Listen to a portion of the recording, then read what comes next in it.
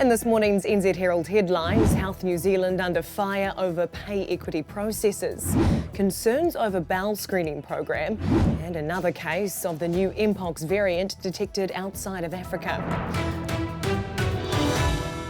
Atamarie, I'm Wilhelmina Shrimpton. It's Friday the 23rd of August. Health New Zealand's in the firing line, accused of delaying the pay equity process for support workers. Unions and support worker employers have criticised its new report that claims the undervaluation of workers has been overestimated. But Disability Support Network Chief Executive Peter Reynolds says the report provides no evidence that's the case.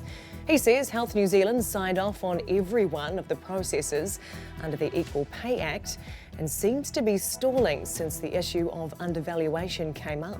We feel somewhat aggrieved that at that very late point, Te Whatuora are now looking at it and saying, well, no, we don't think that's reasonable.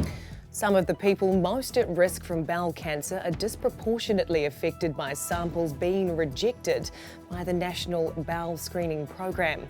A study in today's medical journal found between 2012 and 2022, more than 7,000 people whose first sample couldn't be screened either didn't try again or continued to return unusable kits. Dr. Shay Deering says several vulnerable groups were more likely to have a sample unable to be processed. Males were more likely, Asian ethnicity was more likely, Māori and Pacific peoples were both more likely to attempt to fail to be screened. Praise for the government's decision to bring back a single commissioner for the Children and Young People's Commission. The government is replacing the 5-person board which was newly installed last year. It's also making the Independent Children's Monitor an independent Crown entity, not an agency within the Education Review Office. Safeguarding Children Chief Executive Willow Duffy says having one person in the role gives it much more significance. I can name all the children's commissioners in the past. They stick in your head because they are the single figurehead that is advocating for the rights of children. A second case of a new potentially deadlier strain of Mpox has been confirmed outside of Africa. According to authorities in Thailand, a man infected with the new clade 1b strain arrived in Bangkok from an unnamed African country last week. It follows another case of the virus in Sweden. The World Health Organization recently declared Mpox a global public health emergency for the second time in 2 years.